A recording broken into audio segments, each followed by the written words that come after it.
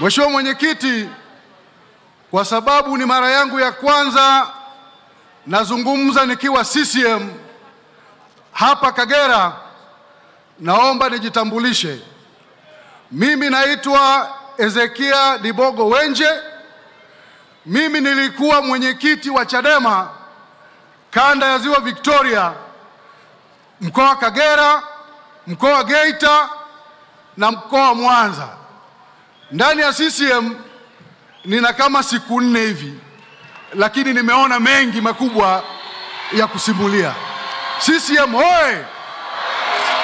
Mheshimiwa Mwenyekiti, huko zamani tukiwa kule kwenye chama chetu huwa tuna kamati kuu. Kwenye kamati kuu ile kila tukikutana ilikuwa nakuja karatasi tunaita pepa ya siasa ya kuonyesha hali ya siasa nchini, jinsi vitu serikali inavyofanya na jinsi gani tunaweza tukakaunta. Sasa enzi hizo barabara zilikuwa zinajengwa kwa kasi, madaraja yanajengwa. Sisi tukakaa kwenye kamati kuu tukasema, kwa kasi hii ya maendeleo ya miundombinu, sisi tutoke vipi kukaunta haya maendeleo ya mabarabara? Sisi tukasema kwenye think tank yetu kule enzi hizo kwamba sisi tuambie wananchi kwamba sisi tunaamini kwenye maendeleo ya watu, sio maendeleo ya vitu. Tukimaanisha kwamba serikali iwekeze kwenye elimu, kwenye afya, kwenye maji na kwenye kilimo, kwenye miradi inayogusa wananchi moja kwa moja. Mheshimiwa Rais, nimetembea kwenye hii ziara, kila jimbo tulilopita mimi nimebaki na shangaa. Ukweli ni kwamba kila sehemu ukifika unasikia kuna mabilioni ya fedha zimepelekwa kwenye maji. Hayo ndio maendeleo ya watu. Mheshimiwa Rais, kila sehemu tukienda, kila mbunge hapa nasikia, mkoa wa Kagera kila sehemu tumeenda, kila mbunge anasimama hapa anasema mara shule zimeongezeka shule 30 ndani ya mwaka huu mfupi kwenye jimbo moja. Hayo ndio maendeleo ya watu. Mheshimiwa Rais, kila kitu. Sasa kama mimi nilikuwa kipofu huko naona, kazi kubwa imefanyika. Mimi Wenje nilikuwa mwenyekiti wa Chadema wa kanda. Mimi na uzoefu mkubwa, naelewa haya mambo. Hasa mtu wa Chadema wa kawaida, wewe huko unafanya nini? Njoo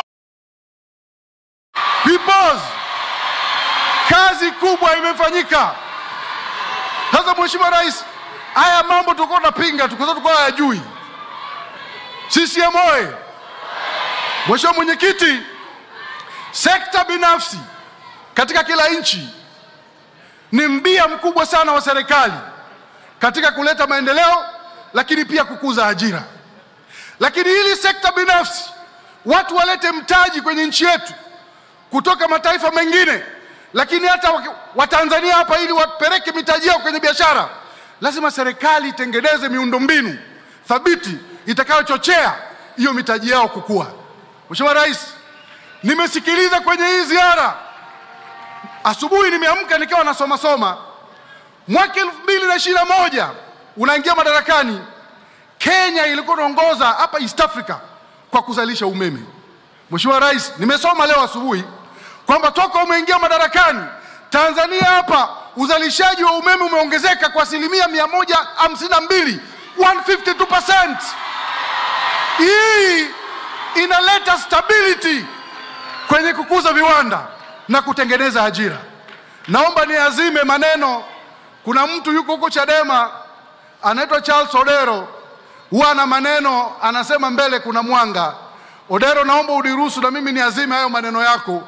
Mheshimiwa Rais, mbele kuna mwanga, na Watanzania Oktoba tutokeni wote tukatiki. Mheshimiwa Rais, nimesoma tena leo asubuhi toka ulivyoingia madarakani jinsi ambavyo bidhaa tunazosafirisha nje ya nchi, exports kutoka Tanzania, zimeongezeka maradufu. Kwenye kilimo, bajeti ya kilimo imeongezeka almost mara 4. Hekari za kilimo zilizokuwepo huko nyuma kabla hujaingia madarakani yamedouble. Waheshimiwa wa Tanzania, mbele kuna mwanga, Oktoba tukatiki. CCM hoye! Mimi kuna watu wanashangaa kwamba kwa nini Wenje niko CCM.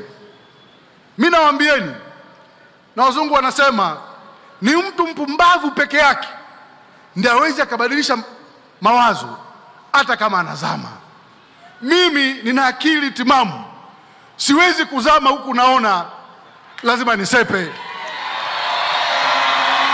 Na narudia, na nilisema huko nyuma, lengo la chama cha siasa, chama chochote duniani, ni kwenda kupambana kushika dola. Ndio maana vyama vya siasa vimeanzishwa. Na uchaguzi, ndugu zangu, uchaguzi sio tukio la siku moja, ni mchakato, ni process, na ina sheria zake, lazima ufuate. Nchi hii huwezi kupata haki kama wewe huwezi kutimiza wajibu wako, maana wajibu na haki zinaendana kwa pamoja. Sisi amoe. Sasa sisi huko, nilivyosema kwamba uchaguzi ni mchakato, lazima uende muitwe na Tume ya Taifa ya Uchaguzi, mkasaini fomu ya maadili ili muweze kushiriki uchaguzi. Chinua Achebe katika kitabu chake moja aliwahi kusema kwamba ukitaka kujua umenyeshewa kiasi gani na mvua, lazima ukumbuke tone la kwanza lilikupatia wapi. Sisi amoe. Sisi huko kwenye chama chetu cha zamani, tone la kwanza la mvua lilituanzia pale tulipokataa kwenda kusaini fomu ya maadili ya kushiriki uchaguzi kinyume na sheria. Nchi tukakataa kwenda kusaini fomu. Matokeo yake watu tu wakaanza, Chadema imekataliwa na serikali kushiriki uchaguzi. Hiyo ni nonsense. Tulikataa wenyewe.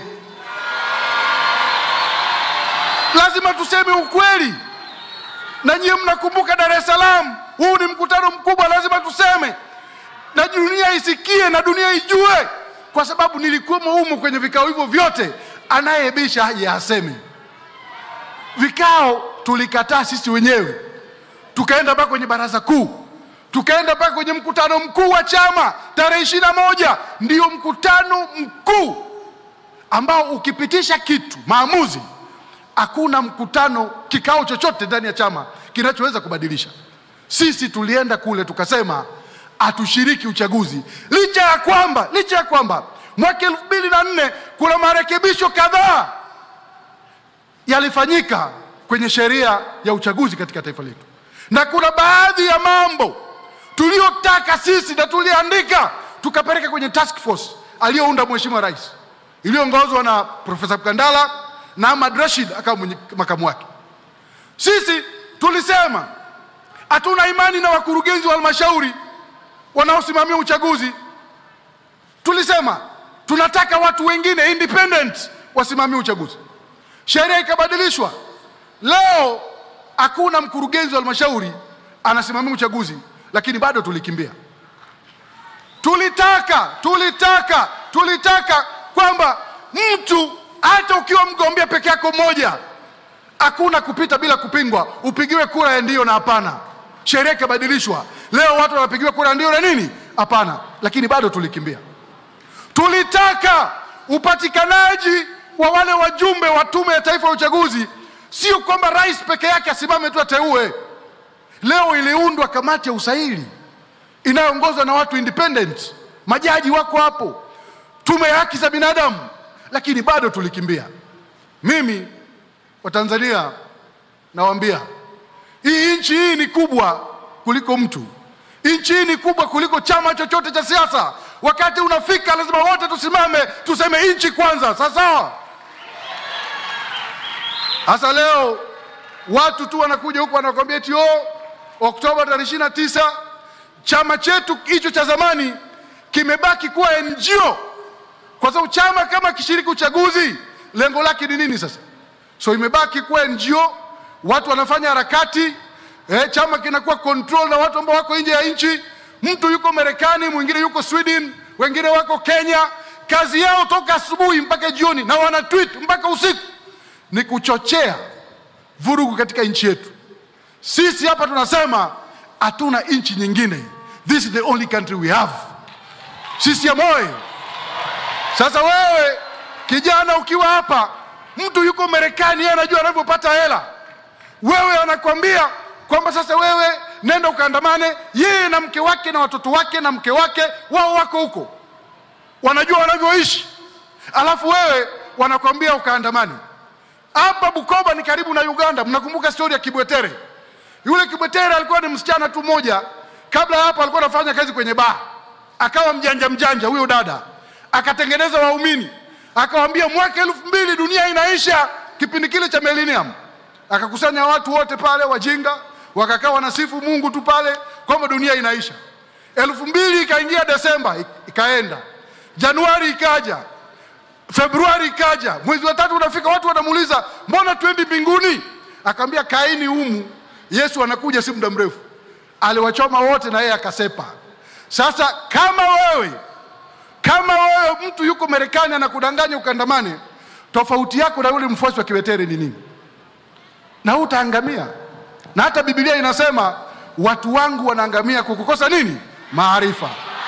Kwa hiyo mimi ndugu zangu nimekuja na nawashukuruni sana. Huu ndio mkutano wangu wa kwanza hapa Bukoba. Zamani nilikuwa nakuja tunafanya mikutano ile midogo kule nikiwa na wale ndugu zangu.